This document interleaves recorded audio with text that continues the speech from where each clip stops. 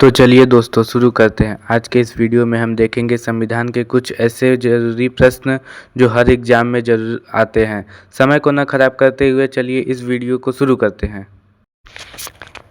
आपका पहला प्रश्न है, भारतीय संविधान सभा की पहली बैठक कब हुई थी? 9 दिसंबर 1946, 15 अगस्त 1947, 26 जनवरी 1950, 26 नवंबर 1949। आपका सही जवाब है 9 दिसंबर 1946। संविधान सभा की पहली बैठक 9 दिसंबर 1946 को नई दिल्ली के काउंसिल चैम्बर के पुस्तकालय में हुई थी। इसमें डॉक्टर सच्चिदानंद सिन्हा को सभा का अस्थायी अध्यक्ष चुना गया था।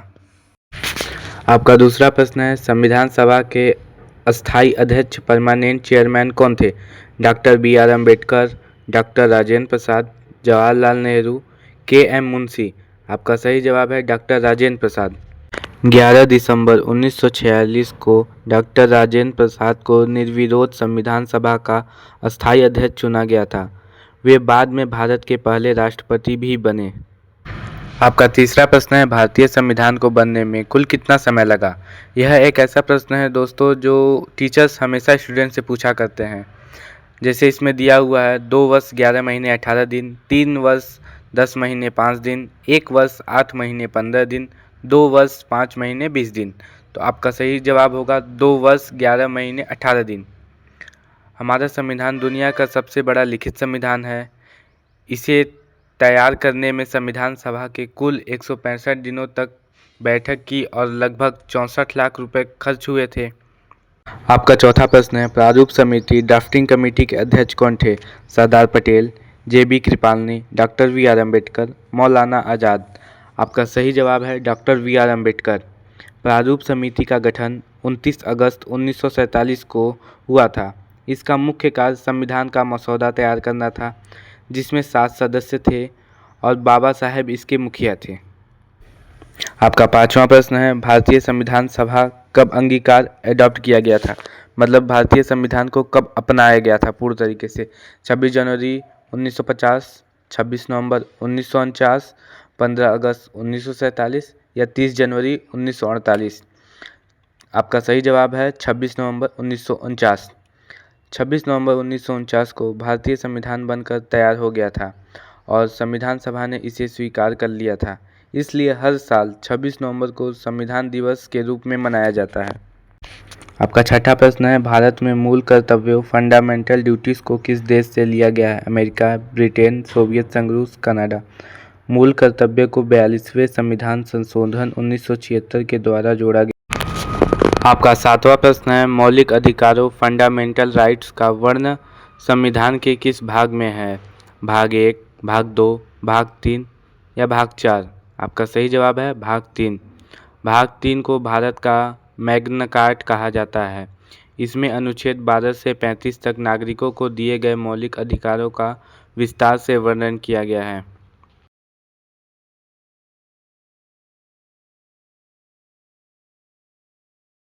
फंडामेंटल राइट्स मौलिक अधिकार का मतलब है आपका खुद का अधिकार। आपका आठवां प्रश्न है, वर्तमान में भारतीय संविधान में कुल कितनी अनुसूचियां शेड्यूल्स हैं? 8, 10, 12, 14। जब मूल संविधान बना था तब केवल 8 अनुसूचियां थी। बाद में संशोधनों के जरिए 4 और जोड़ी गईं, जिसमें अब कुल संख्या 12 हो गई है। आपका 9वां प्रश्न है, अस्पृश्यता अनटचेबिलिटी का अंत किस अनुच्छेद के तहत किया गया है? अनुच्छेद 14, अनुच्छेद 17, अनुच्छेद 19, अनुच्छेद 21। आपका सही उत्तर है अनुच्छेद 17। अनुच्छेद 17 के अनुसार छुआछूत को एक दंडनीय अपराध घोषित किया गया है। यह समाज में समानता लाने के लिए एक बहुत ही महत्वपूर्ण संवैधानिक कदम है। आपका 10वां प्रश्न है, संवैधानिक उपचारों का अधिकार को किसने संविधान का आत्मा कहा था? Jawaharlal Nehru, doctor B.R. अम्बेडकर, महात्मा गांधी, राजेंद्र प्रसाद। अनुच्छेद 32 के तहत नागरिकों को यह अधिकार है कि वे मौलिक अधिकारों के हनन होने पर सुप्रीम कोर्ट जा सकते हैं। इसलिए अम्बेडकर जी ने इसे सबसे महत्वपूर्ण अनुच्छेद माना। आपका 11वां प्रश्न है, राज्य के नीति निर्देशक तत्व DPSP किस देश के लिए गए हैं? आयरलैंड, जर्मनी, दक्षिण अफ्रीका, फ्रांस। आपका सही जवाब है आयरलैंड। आयरलैंड के संविधान से प्रेरित होकर इन्हें संविधान के भाग 4 में रखा गया है। इनका उद्देश्य राज्य को एक जनकल्याणकारी राज्य बनाना है। आपका 12वां प्रश्न है, राष्ट्रपति को पद की शपथ कौन दिलाता है? उपराष्ट्रपति, प्रधानमंत्री, भारत के मुख्य न्यायाधीश, सीजेआई, लोकसभा अध्यक्ष। आपका सही जवाब है भारत के मुख्य न्यायाधीश सीजेआई।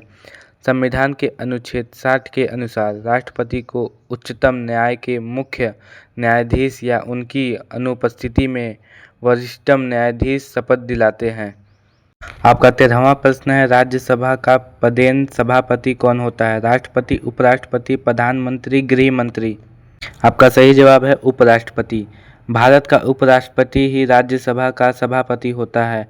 वह राज्यसभा का सदस्य नहीं होता, लेकिन उसकी कार्यवाही का संचालन करता है। हमारा 14वां प्रश्न है, मौलिक अधिकार निलंबित सस्पेंड कौन कर सकता है? प्रधानमंत्री, संसद, राष्ट्रपति, सर्वोच्च न्यायालय। आपका सही जवाब है राष्ट्रपति। आपातकाल इमरजेंसी के दौरान राष्ट्रपति मौलिक अधिकारों को स्थगित कर सकते हैं। हालांकि अनुच्छेद 20 और 21 को कभी निलंबित नहीं किया जा सकता। आपका 15वां प्रश्न है, पंचायती राज व्यवस्था किस संविधान संशोधन द्वारा लागू की गई है? 42वां संविधान संशोधन, 44वां संविधान संशोधन, 73वां संविधान संशोधन या 86वां संविधान संशोधन। आपका सही उत्तर है 73वां संविधान संशोधन। 1992 के 73वें संशोधन के जरिए पंचायतों को संवैधानिक दर्जा दिया गया। इससे ग्रामीण स्तर पर लोकतंत्र को मजबूती मिली और स्तरीय ढांचा लागू हुआ। आपका 16वां प्रश्न है, संविधान के किस अनुच्छेद में संशोधन की प्रक्रिया दी गई है? अनुच्छेद 352, अनुच्छेद 360, अनुच्छेद 368 या अनुच्छेद 370। तो आपका सही जवाब है अनुच्छेद 368। दक्षिण अफ्रीका के संविधान से ली गई इस प्रक्रिया के तहत संसद संविधान के किसी भी हिस्से में बदलाव कर सकती है, बशर्ते वह मूल ढांचे को नुकसान न पहुंचाए। आपका 17वां प्रश्न है, वोट देने का अधिकार राइट ऑफ वोट किस उम्र में प्राप्त होता है? 16 वर्ष, 18 वर्ष, 21 वर्ष, 25 वर्ष। इसका सही जवाब है 18 वर्ष। पहले यह उम्र 21 वर्ष थी, लेकिन 1989 में 61वें संविधान संशोधन के जरिए इसे घटाकर 18 वर्ष कर दिया गया ताकि युवाओं की भागीदारी बढ़े। आपका 18वां प्रश्न है, लोकसभा का सदस्य बनने के लिए न्यूनतम आयु कितनी होनी चाहिए? 18 वर्ष, 21 वर्ष, 25 वर्ष, 30 वर्ष। आपका सही उत्तर है 25 वर्ष। लोकसभा, जिसे निचले सदन कहते हैं, उसका चुनाव लड़ने के लिए न्यूनतम आयु 25 साल है। राज्यसभा के लिए यह आयु 30 साल निर्धारित है। आपका 19वां प्रश्न है, भारत के प्रथम मुख्य चुनाव आयुक्त कौन थे? जीवी मावलंकर, सुकुमार सेन, टी.एन. शेषन, सुनील अरोड़ा। आपका सही उत्तर है सुकुमार सेन। सुकुमार सेन ने 1950 से 1958 तक इस पद पर कार्य किया। उन्होंने ही भारत के पहले 2 आम चुनावों 1951, 1952 और 1957 का सफलतापूर्वक संचालन किया था। आपका 20वां प्रश्न है, शिक्षा का अधिकार राइट टू एजुकेशन किस अनुच्छेद में जोड़ा गया? अनुच्छेद 19, अनुच्छेद 20A, अनुच्छेद 21A, अनुच्छेद 22। तो आपका सही उत्तर है अनुच्छेद 21A। 86वें संशोधन 2002 द्वारा इसे जोड़ा गया। यह 6 से 14 वर्ष तक के बच्चों के लिए मुफ्त और अनिवार्य शिक्षा को मौलिक अधिकार बनाता है। फाइनेंशियल इमरजेंसी किस अनुच्छेद के तहत लगाया जाता है? अनुच्छेद 352, अनुच्छेद 356, अनुच्छेद 360, अनुच्छेद 370।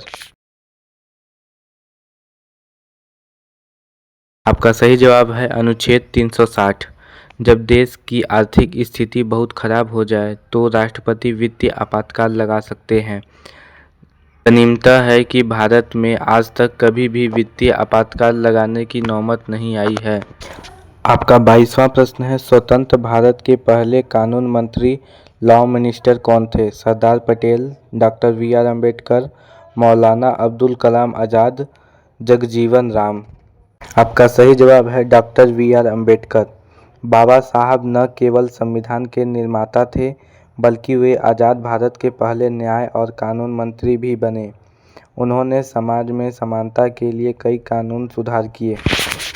आपका 23वां प्रश्न है, संसद के 2 सत्रों के बीच अधिकतम कितना अंतर हो सकता है? 3 महीने, 6 महीने, 9 महीने, 1 साल। आपका सही जवाब है 6 महीने। संविधान के अनुसार संसद की 2 बैठकों के बीच 6 महीने से ज़्यादा का अंतर नहीं होना चाहिए। इसका मतलब है कि साल में कम से कम 2 बार संसद का मिलना अनिवार्य है। आपका 24वां प्रश्न है, भारतीय संविधान की प्रस्तावना प्रीएम्बल में समाजवादी और धर्मनिरपेक्ष शब्द कब जोड़े गए? 40वें संशोधन द्वारा, 42वें संशोधन द्वारा, 44वें संशोधन द्वारा, 52वें संशोधन द्वारा। आपका सही उत्तर है 42वें संशोधन द्वारा। 1976 में आपातकाल के दौरान 42वां संशोधन किया गया था। इसे लागू संविधान मिनी कॉन्स्टिट्यूशन भी कहा जाता है क्योंकि इसमें बहुत सारे बड़े बड़े बदलाव किए गए थे। आपका 25वां प्रश्न है, भारत का सर्वोच्च सेनापति सुप्रीम कमांडर कौन होता है? प्रधानमंत्री, रक्षा मंत्री, थल सेना अध्यक्ष, राष्ट्रपति। आपका सही जवाब है राष्ट्रपति। राष्ट्रपति भारत की तीनों सेनाओं जल, थल और नभ के सर्वोच्च सेनापति होते हैं। हालांकि वे युद्ध या शांति की घोषणा मंत्रिमंडल की सलाह पर ही करते हैं।